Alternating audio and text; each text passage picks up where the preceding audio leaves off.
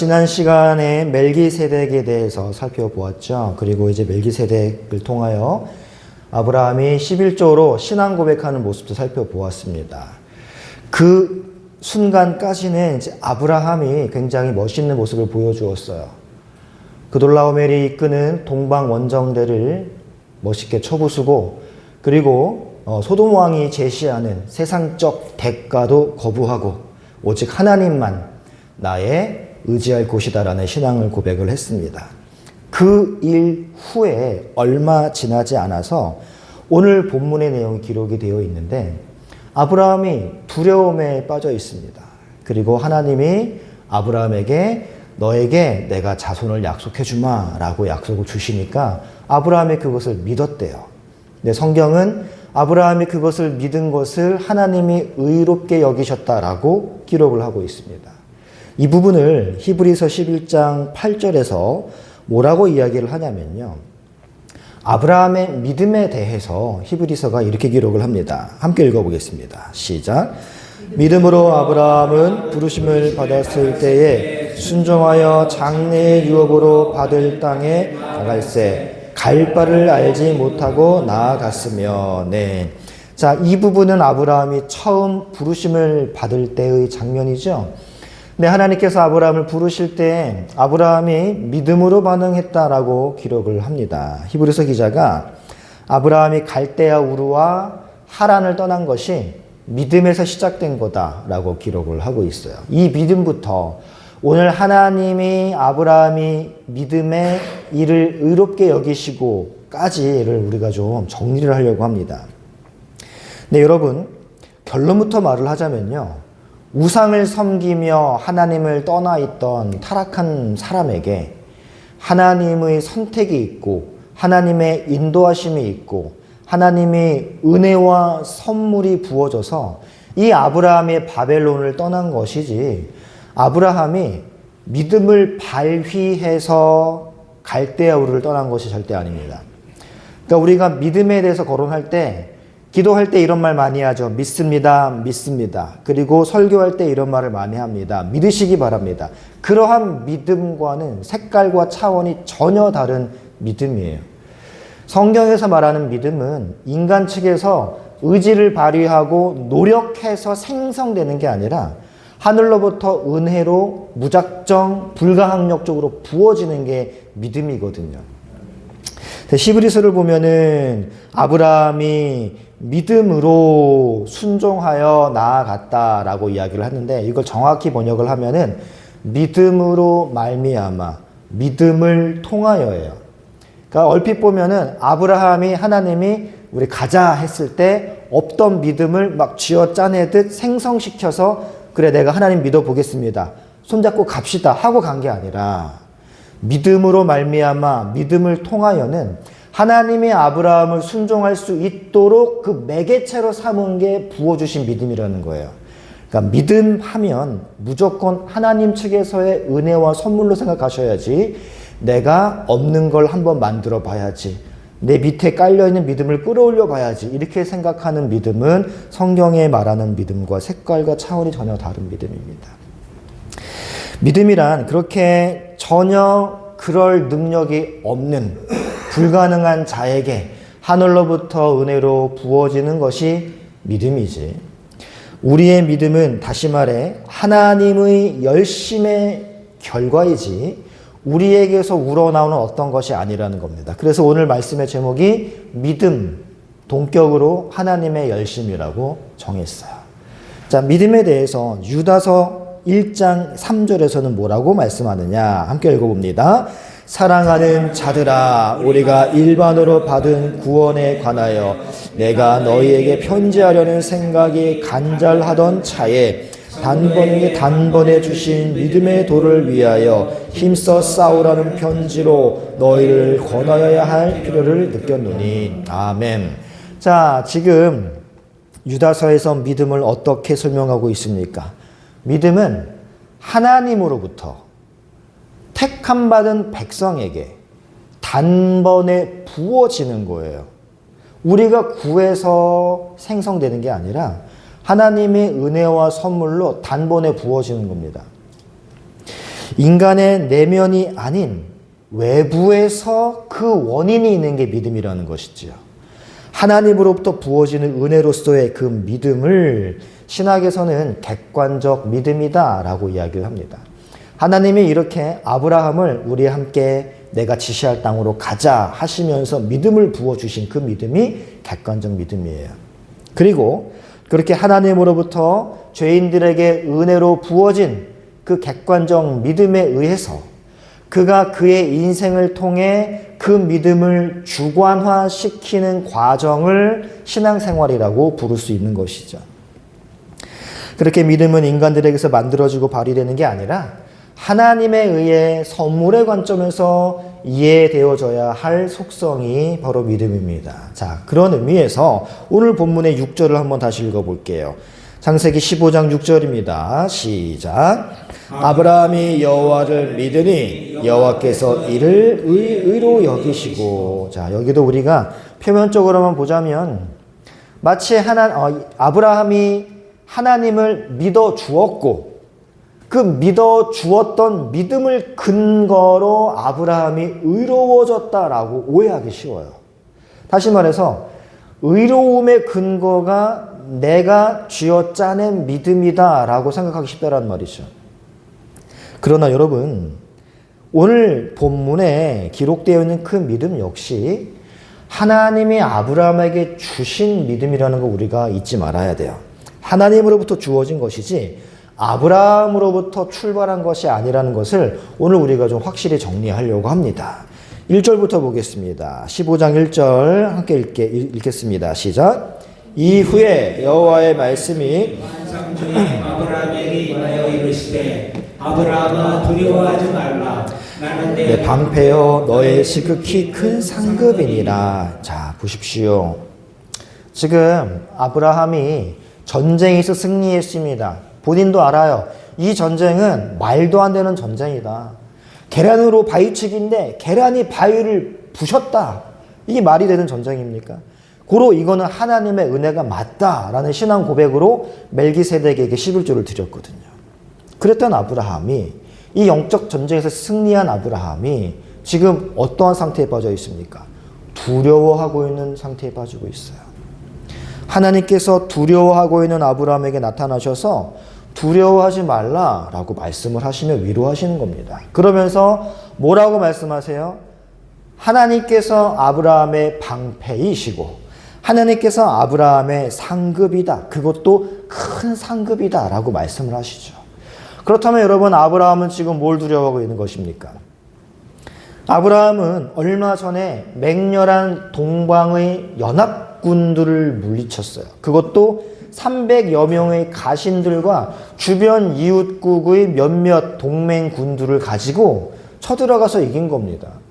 제가 말씀드렸죠? 이 그돌라오메르이 이끌고 있는 동방연합군이 거인족을 물리쳤다고 속수무책으로 무너졌습니다. 거인족이. 굉장히 사납고 맹렬한 군대예요. 그런데 이거를 아브라함이 이끄는 몇 안 되는 연합군이 가가지고 무찔렀다. 이거는 말이 안 되는 싸움이죠. 게다가 사로잡힌 인질, 조카, 롯도 되찾아오고 빼앗긴 탈취물도 다 되찾아왔습니다.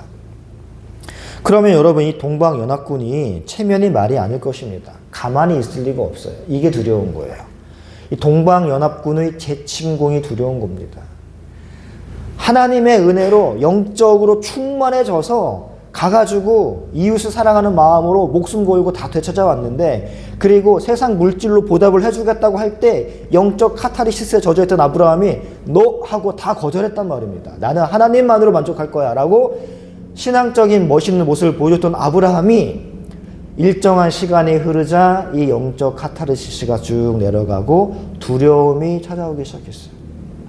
게다가 소돔성에 그 많은 전리품들을 주겠다고 했는데 멋있게 거절했잖아요. 이것 또한 아쉬웠을 것입니다.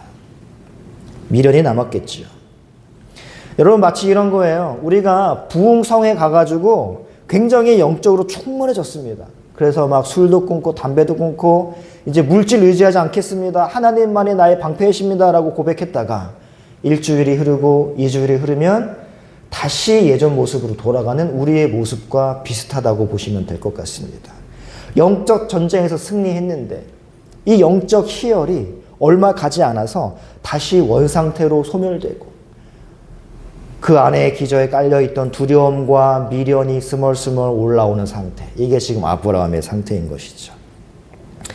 게다가 하나님께서 약속하신 하늘의 별처럼 바다의 모래처럼 수많은 후손들에 대한 불신 역시 이 아브라함의 두려움을 강화시키고 있었습니다. 자신에게는 후손이 없으니 가족 구성원이 군사력이었던 고대 시대에 동방 원정군의 보복은 당연히 두려웠던 것이죠. 그때 하나님의 아브라함에게 환상 중에 나타나셔서 두려워하지 말라라고 위로하신 다음에 하나님이 아브라함의 방패다라고 말씀하십니다. 방패의 용도는 다 아실 거예요. 전쟁 시에 자신을 안전하게 보호하는 쓰는 도구입니다. 하나님께서 아브라함에게 두려워 말라라고 말씀하신 다음에 내가 너의 방패가 되어주겠다라고 말씀하신 것은 아브라함이 지금 동방연합군의 재침공을 두려워하고 있다라는 확실한 증거가 되는 것이죠. 하나님께서 아브라함의 방패가 되어서 지켜주실 것이니 안심하라는 거예요. 자, 우리는 지난 시간에 아브라함이 전쟁에 승리하고 하나님의 도우심으로 말미암아 전쟁에 승리하고 살레망 멜기세덱의 대우를 통해서 아브라함이 신앙 고백을 하는 것을 살펴보았습니다. 그런데 그런 그가 또다시 은혜 베풀어 주셔서 승리를 주신 하나님을 다시 망각하고 환경만 바라보는 거예요. 나는 자식이 없는데 쳐들어오면 어떡하지? 이러한 모습, 오늘날의 나약한 우리의 모습과 너무나 비슷한 모습입니다. 그러니까 우리가 영적으로 충만해졌다가 다시 재정 걱정하고 영적으로 충만해졌다가 다시 뭐 걱정하고 이러한 모습에 좌절하실 필요 없어요. 아브라함도 그랬습니다. 이러한 연약한 아브라함을 하나님은 반드시 모리아산에 세우신다니까요. 그래서 우리가 지난 시간에 웨스트민스터 신앙고백에서 이거 살펴봤잖아요. 믿음은 강한 자도 있고 약한 자도 있고 가지각색의 모양이 있는데 하나님은 반드시 그 믿음을 완성시킨다가 핵심이었잖아요. 마찬가지예요. 우리도 연약한 믿음을 가진 자가 있고 강한 믿음을 가진 자가 있어요. 어떤 때는 하나님만 있으면 될 것 같은 믿음을 가지고 있다가도 어떤 때는 하나님 말고 세상도 가져야 된다라는 약한 믿음을 가질 때가 많습니다. 아브라함도 마찬가지예요. 우리의 모습과 너무나 동일한 모습을 보이고 있습니다. 믿음의 조상이라는 거대한 타이틀을 가지고 있기 때문에 우리가 높게 보는 경향이 있지만 아브라함도 이러한 경로를 따라 믿음이 완성되었다라는 걸 우리가 기억해야 돼요. 그렇게 연약한 아브라함의 모습을 하나님은 나무라지 않습니다. 만약에 여기서 하나님이 아브라함을 책망하시고 너는 왜 그렇게 날 못 믿느냐 나무라신다면 오늘 우리의 모습에 우리도 좌절해야 되지만 하나님은 나무라지 않으세요. 오히려 당신 자신이 그의 백성들이 치르는 전쟁의 당사자이며 무기이며 보호막이며 방패가 되어줄 것이니 걱정하지 말라라고 위로하십니다. 그게 내가 너의 방패가 되어주마라는 구절의 메시지가 담겨 있는 것이죠. 또 하나 하나님이 뭐라고 말씀하시면서 위로하시냐면 하나님이 아브라함의 지극히 큰 상급이다라고 말씀하십니다. 이 상급이라고 번역된 히브리어가 사카르인데 이게 원래 1차적인 뜻이 전리품이에요. 전리품. 그러니까 지금 아브라함이 이 전쟁에서 승리하고 돌아오다가 소돔 왕이 제시한 전리품을 거절했잖아요. 여기에 대한 미련이 있다는 걸 우리가 여기서 힌트를 얻을 수 있는 거죠. 내가 너의 전리품이 되어줄게. 하나님이 소돔 왕이 너에게 주려 했던 전리품을 네가 영적으로 충만해져서 멋있게 거절했는데 지금 생각해보니 아깝지. 아까워하지 말라는 거예요. 내가 너의 전리품이 되어주겠다.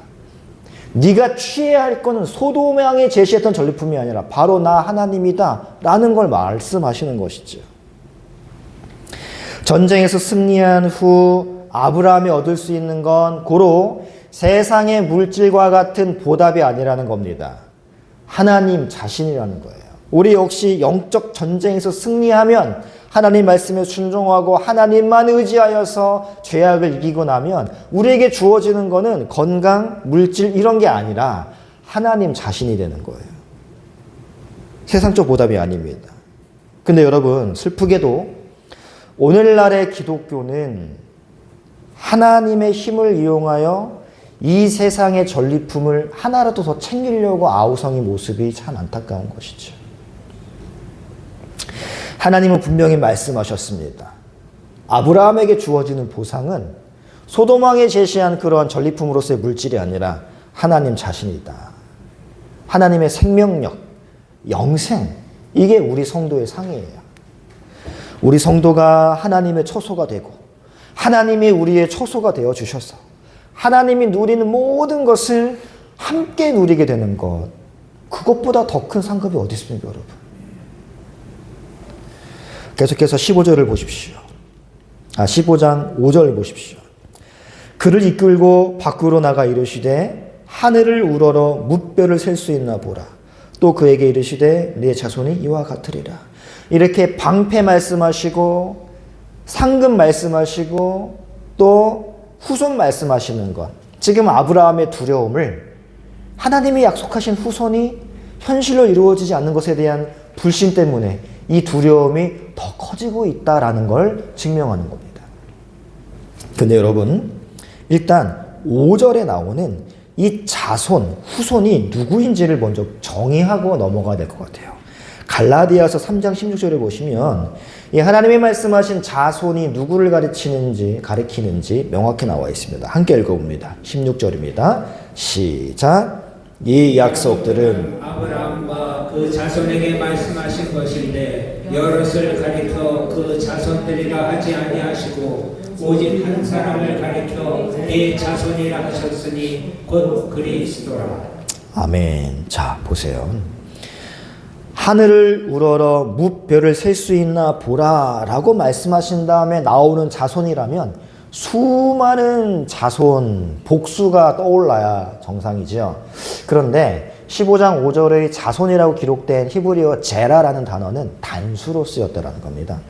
이거를 사도 바울께서 포착하시고 이 제라는 인간 육체를 가진 혈통적 후손으로서의 그러한 자손이 아니라 단 하나의 후손을 지칭하는구나. 그게 곧 그리스도구나라는 것을 영적 통찰력을 가지고 포착을 하신 거예요. 하늘의 별들은 복수인데 이 별들과 같은 자손은 단수다?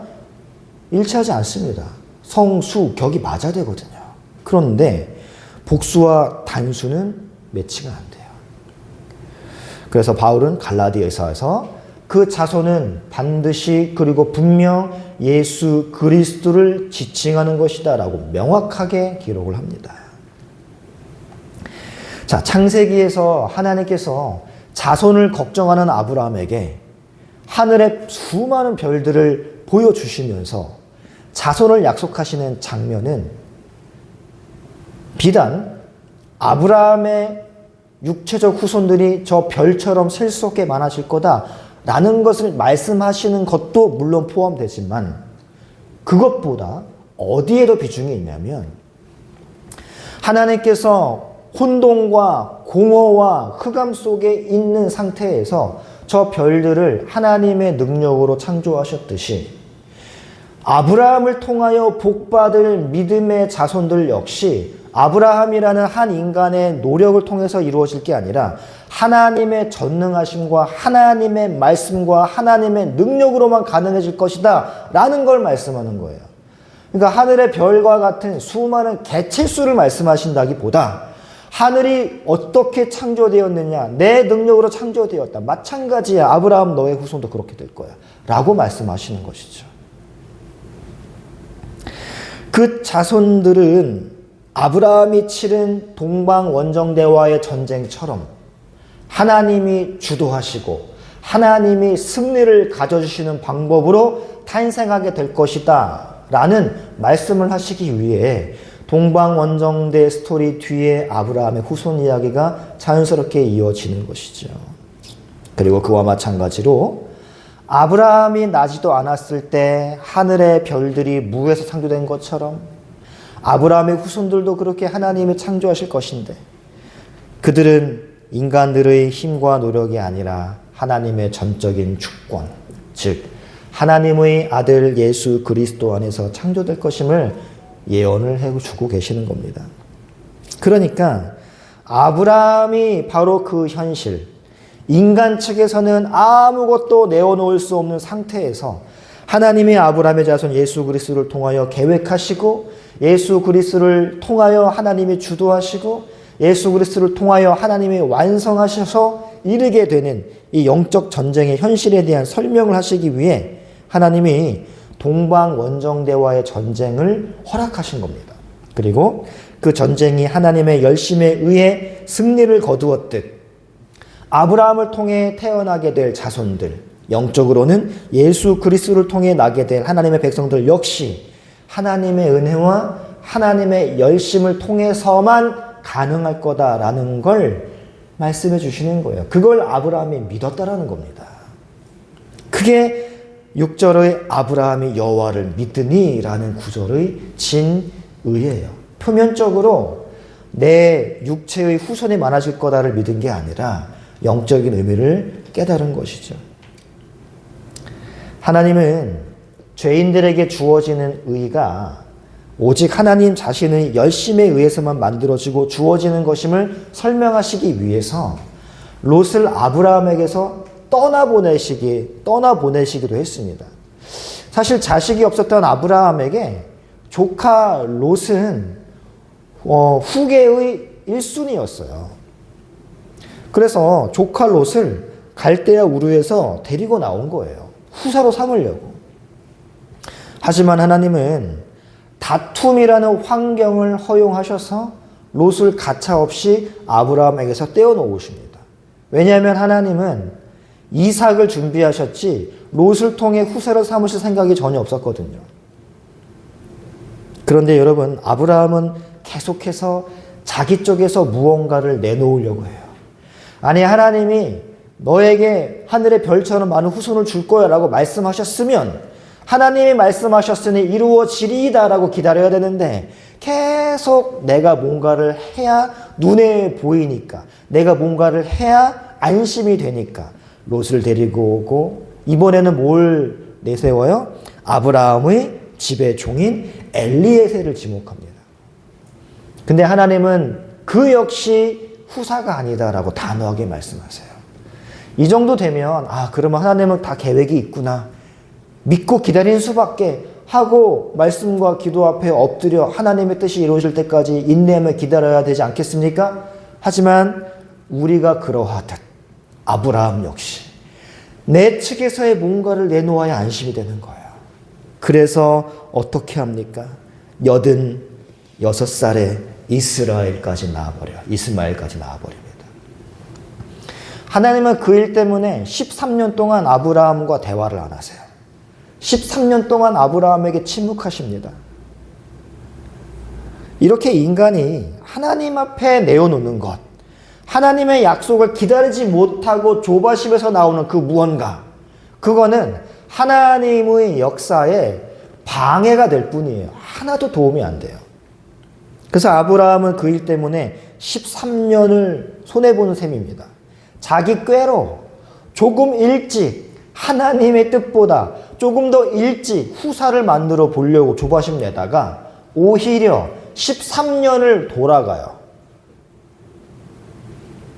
구원은 여러분 이렇게 인간 측의 열심은 전혀 필요 없습니다. 여러분 오직 하나님의 열심에 의해 우리에게 거저 선물로 은혜로 주어지는 거예요.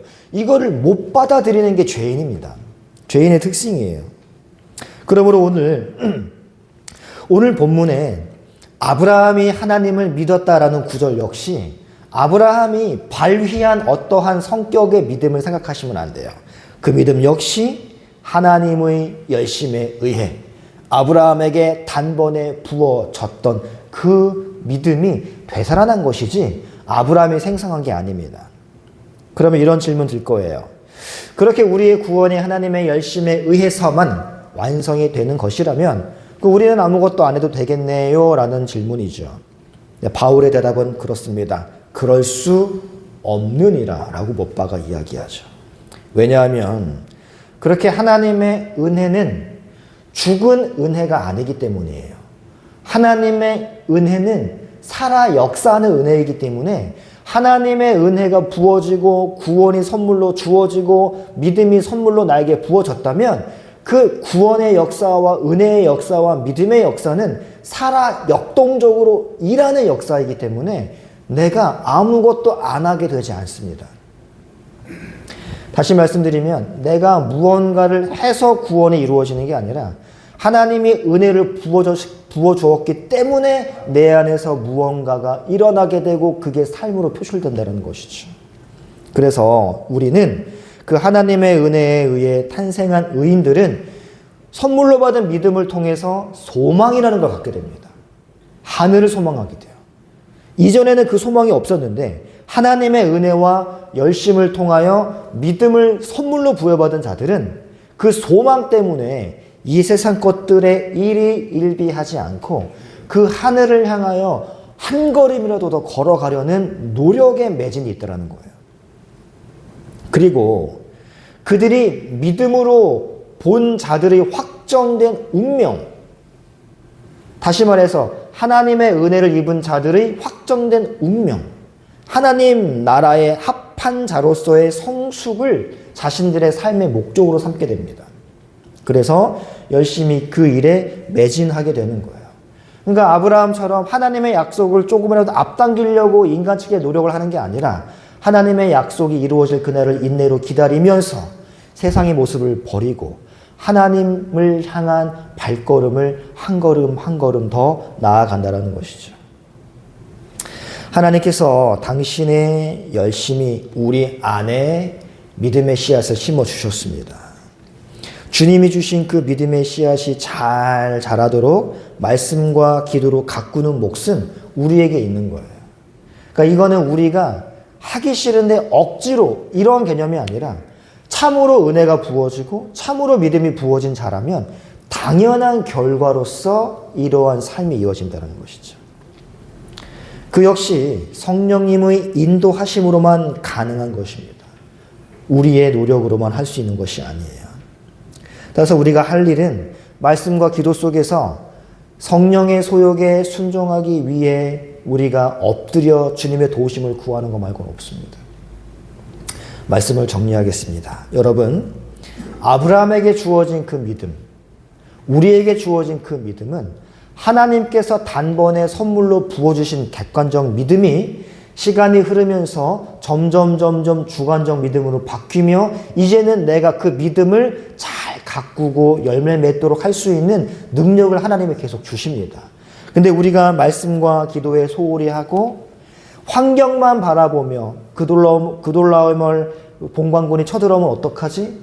내가 그때 전리품을 받지 않았는데 그걸 받았으면 내 삶이 지금은 더 풍요로웠을 텐데, 이러한 아쉬움을 가지고 살아가며 나의 환경을 바라보고 살아간다면 우리는 이내 우리가 가꾸었던 그 믿음의 꽃이 떨어지고 우리가 가꾸었던 그 믿음의 열매가 떨어지기 시작할 겁니다. 그렇다고 하나님이 우리를 책망하시고 우리를 나무라시는 게 아니라 그때마다 다시 기도할 때 찾아오시고 말씀을 읽을 때 찾아오셔서 내가 너의 방패가 되어줄게, 내가 너의 상급이야, 그걸 잊지 마렴 다시 상기시켜 주시면 우리는 다시 일어나 시들었던 우리의 그 객관적 믿음을 다시 가꾸고 이러한 생활이 반복되면서 결국에는 우리도 아브라함처럼 모리아 산에서 하나님을 믿는 믿음의 절정에 오를 수 있다는 걸 기억하시며 내일도 한 주도 주님이 맡겨주신 삶을 말씀과 기도 속에서 열심히 살아내실 수 있는 우리 모두가 되기를 말씀으로 축복합니다. 우리 찬양하고 함께 기도하겠습니다.